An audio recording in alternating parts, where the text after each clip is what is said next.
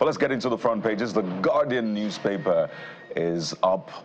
Very first newspaper we're looking at on the show this morning, and it's sort of a departure, at least a big story is a departure from International Women's Day. This focuses on one of the issues that then indirectly affect women and men and children in Nigeria, and that is well, the fight against corruption or corruption itself.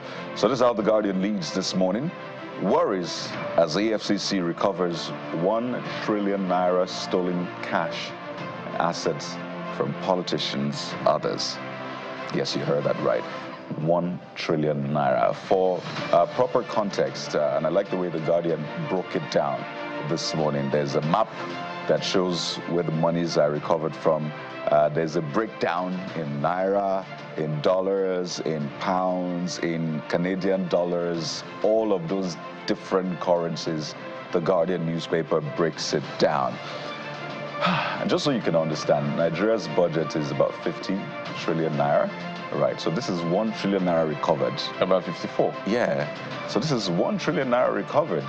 So you understand just how big a deal this is. So that's how the Guardian newspaper leads on the show, or this morning on their own front page. Worry. So the worry may be about what you find out on the inside pages. Absolutely, and just to comment on that as well, I think it's also important that in catching these people or recovering all of these assets, we get the people that perpetrated this evil or stole these monies, whether allegedly or they've been convicted. What Nigerians want to see that will help the optics of the anti-graft agency, we've always said, is putting people behind bars. Because at the end of the day, if that doesn't happen, people will just keep stealing and know that they can't negotiate, plea bargain, or anything that is done legally to just put their names or hide their names away from the public.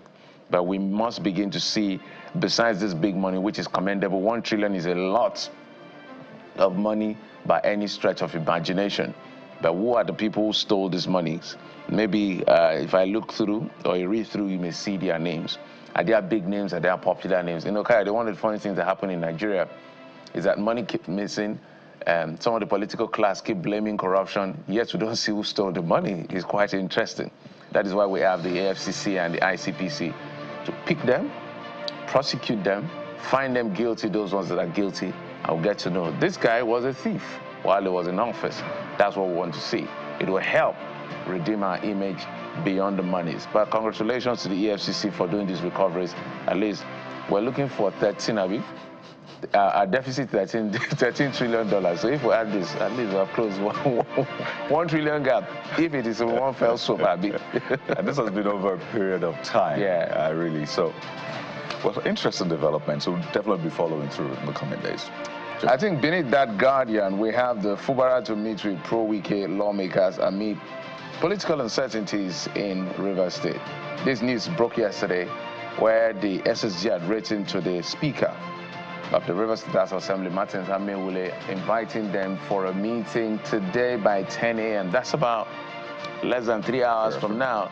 The agenda of the meeting will focus on a potpourri of issues, including issues around a befitting sitting, a place for them to do their sitting that is quite befitting. They also talked about remunerations and allowances that will be paid, maybe they have not been paid, and the big one that has to do with the budget presentation and what they consider sundry issues.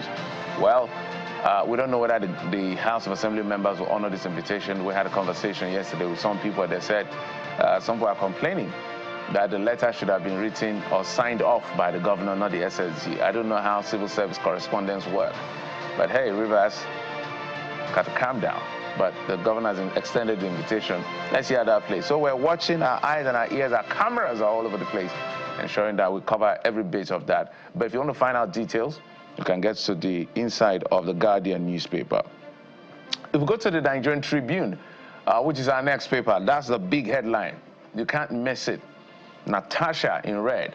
Beneath that headline is Saraki cautions Akpabio, advises him not to politicize, trivialize call for due process in Senate, rescind suspension of Kogi's lawmaker and face legal action. Serap tells Akpabio, in 15 years, all lawmakers suspended by NAS state assemblies reinstated by courts.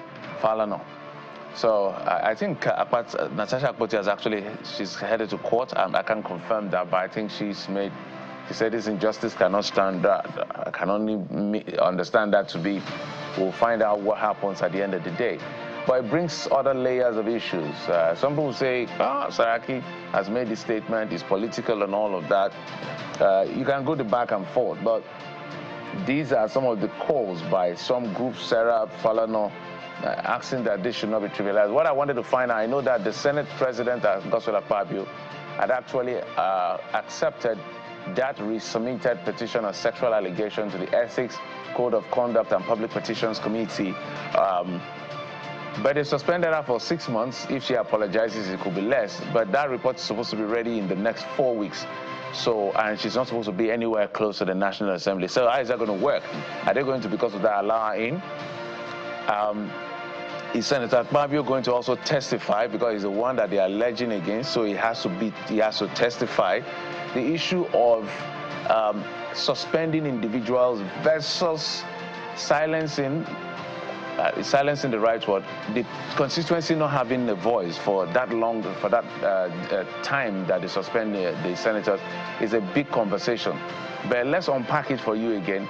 The issue that has been dealt with in the Senate has to do with parliamentary conduct, their House rules or their Senate rules. The issue of defamation and counter-defamation is in court. Sexual harassment issue is still before the Ethics and Code of Conduct Public Petitions Committee, not decided yet. So we'll try to explain all of this so you know what is posited at the end of the day, Coyote. So very interesting scenario playing out there, smack in the middle of International Women's Month in that sense. I say interesting because it should interest every Nigerian. Everyone should be interested in what this means for the bigger picture. Yes, there might be personal issues here and there. Yes, they were friends or family friends, all of that. We don't know all of the backstory, right? A lot of it we don't know, but the bigger picture is what we're looking at right now. And you'll see also on that front page of the Nigerian Tribune, Catholic bishops decry worsening security, economic hardship. So those are big issues as well. The security issues, economic issues. So are we getting distracted? Or can we just pay attention to all these issues and give them full value at the same time? So lest we forget that we have these issues to deal with. We'll take a look at Blueprint newspaper. Blueprint is next. And this is what Blueprint leads with. Yes, that book is in circulation both in the bookstores in the hands of people and in the mouth and minds of Nigerians as well. A Journey in Service, book written by former military head of state Ibrahim Babangida. But this angle is from a family of another military head of state, a former military head of state, late General Sani Abacha, saying, take responsibility for June 12 annulment. June 12 annulment, Abacha family tackles IBB. Urges Nigerians to ignore attempt to manipulate public perception. It's a very interesting statement which was released by the Abacha family. In case you've not seen that, let me just take a line or two from that statement for you. It says, the memory of our late father and leader, General Sani Abacha, must not be tarnished by baseless accusations meant to absolve those who are truly responsible. So the family of late General Sani Abacha says nobody should try to tarnish the image of their late father. Yeah, but, that's Mohamed Abacha. Yeah. So the question is, what is his image like right now? And is it being tarnished? For a lot of people, they know what they think of him. So would someone come to tarnish his image even further or at all? That part really got me. But that's what the Abacha family is saying this morning. And I imagine that for the next few weeks, give or take 10 weeks, this book will still be in the conversation. But that's the front page of the Blueprint. I've never seen a book that will cause, in fact, the whole of this year, people continue to refer to that book. But just before we leave that, the Natasha story, Senator Natasha story is still there, where a statement credited to Godswill Akpabio, the Senate President, uninformed commentators, herbalists, quoting holy books. So Kaido, what we expect to happen is when that allegation, sexual harassment allegation is heard, we would like to see the testimony of Senator Godswill Akpabio, just like I know we didn't see Senator Natasha Akpoti. I hope she'll be invited, and we hope it's going to be covered by the press. And I hope the Senate is going to deploy the same level of energy that they deployed in upholding their rule book, which they hold very sacred. Nigerians are watching. So I know the senators are talking about redeeming image and all of that. This is the best way to do it so that women will be seen to have safe spaces in the National Assembly. I think News Direct is the last one. Nigerian News Direct. Fubara bows to pressure, invites pro-Wike lawmakers to crucial meeting. So that particular headline, we're going to give you updates. It's just a few minutes past 7 a.m. this morning. So by 10 a.m. we expect the lawmakers, hopefully, should meet with the governor at Government House by 10 a.m. And let's see how that plays out. There's a lot of fireworks. There's a lot of tension. Nobody knows what to expect. But we hope this will bring peace somewhere, one form or the other, in Rivers State. So there you go. Very interesting day. It will turn out to be, clearly. Stay with Channels Television for all of those updates as we unveil them for you. But let's get right into what you are saying about the big stories. Naturally, we start with International Women's Day. And, you know, the quote that has been used a lot is, when you educate a woman, you educate a nation. I know that the Minister of Education announced that policy really just essentially to encourage women or girls now participation in schools, because I think largely they have been most affected by some of these primordial sentiments, you may say, or cultural beliefs, and then insecurity as well exacerbated the issues, particularly in northern Nigeria. So if there's any gift that I think we should give girls who eventually become women, it will be education. So let's see what you have to say about this. Ife Ikeja says, ensuring that every girl has access to education while also supporting women's economic growth. Happy International Women's Day. So this is targeted at the Minister of Education now in that sense. So that's the statement from women. But a reminder, this user adds, about the promise to HND graduates, says that this is excluded. I know that there is that bill now to regularize, you know, HND certificate holders and all of that. So is this part of it? Well, I don't know. All right, Tohib says, Happy International Women's Day. Commendable work on girl-child education via Lumina. I'm not sure what that means. A subtle reminder, sir, regarding ND part-time and HND full-time NYSC issue 2 with time frame elapsed. Looking forward to official memo. Thank you, sir. So I don't know why this dichotomy is such a big deal in Nigeria, but the authorities have to just do what they have to do. Not everybody will go to uni. Some people have to go through that route, and they should be respected for what they bring to the table. It's as simple as that. Definitely. In case you're wondering what Lumina is, the minister had announced that Lumina is an initiative aimed at empowering 1 million underprivileged girls across the country by 2030. So that's an ambitious target, 1 million underprivileged girls across the country. But how do we break this down and ensure that it is implemented the right way? Amidst the insecurity in some of these areas, it's an important conversation to have. But we just wanted to tell you that that is what is being thought of in the Ministry of Education. A couple more comments on that one, but let's move on to this other issue that has been making the rounds, and it's the case of a farmer from Adamawa State. His name, Sunday Jackson. We understand that he's been sentenced to death for killing a herdsman. And his defense was that he acted in self-defense. At least that's what we understand. There's still a lot to be known from that case. What kind of defense was put forward by his legal representatives? What did the court consider in coming to that final judgment and all of that? But let's take a look at what Nigerians have been saying about that issue, which trended over the weekend. First is from Salvage_response, who says, Some may commend the decision, or condemn rather the decision, but it is the facts presented that the court looks in convicting. So that's what Salvi says. Exactly. You know, law can be very tricky. Dikpo Adedikpe says, let's put aside the sentiment. The defense lawyer needed to establish and create more doubt rather than rely solely on self-defense. The American justice system already helps to establish the limits of self-defense in a very tricky situation. Defense in criminal procedure must be preemptively holistic.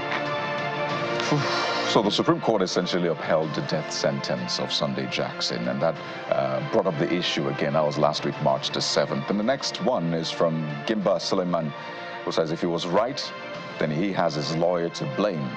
A criminal offense, especially one of murder, needs to be proven beyond reasonable doubt before conviction can be secured. Either the prosecution were meticulous or his lawyer couldn't put an element of doubt in the mind of the court. The Curator's Hub says it's alarming that someone who claims to have acted in self-defense could end up in a death sentence or with a death sentence.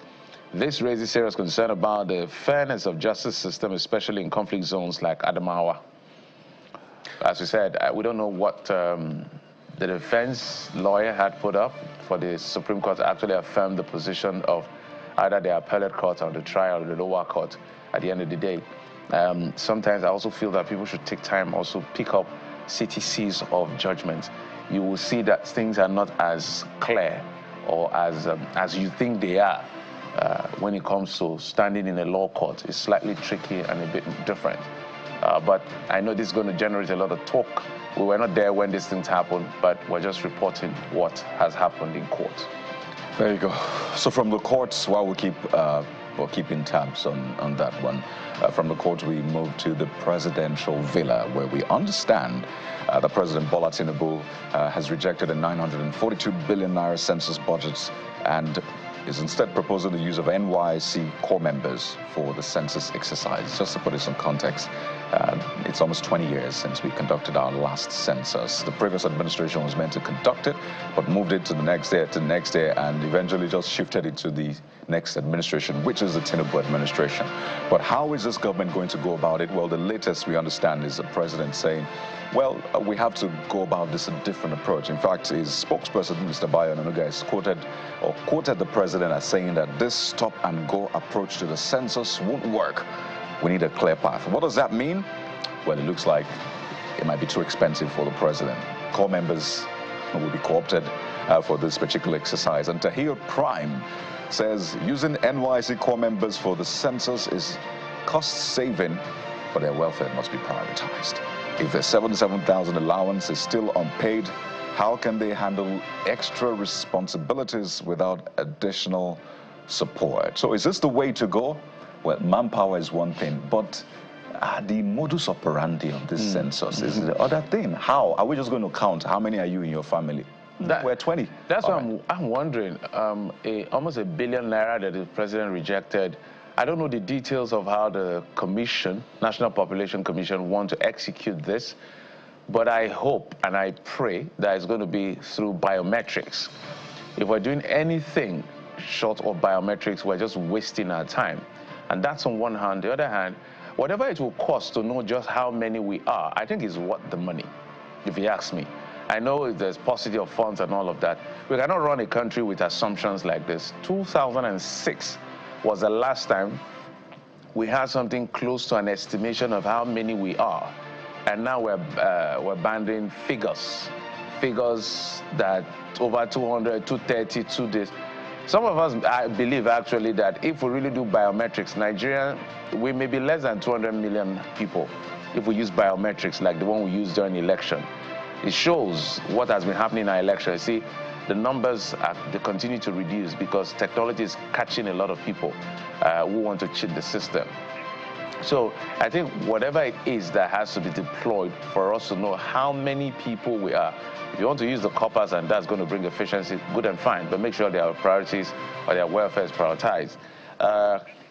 Yes, I think that's the much you can take from your comment. We will have time, I guess, for other comments as well as the program progresses. But We will take just a quick short break, and when we come back, we'll get to the very first conversation for the day. It's Women's Day right here. Is it Women's Day? It's our own women. It's a Monday after International Women's Day. Kind of. So we'll be right back. Join us again.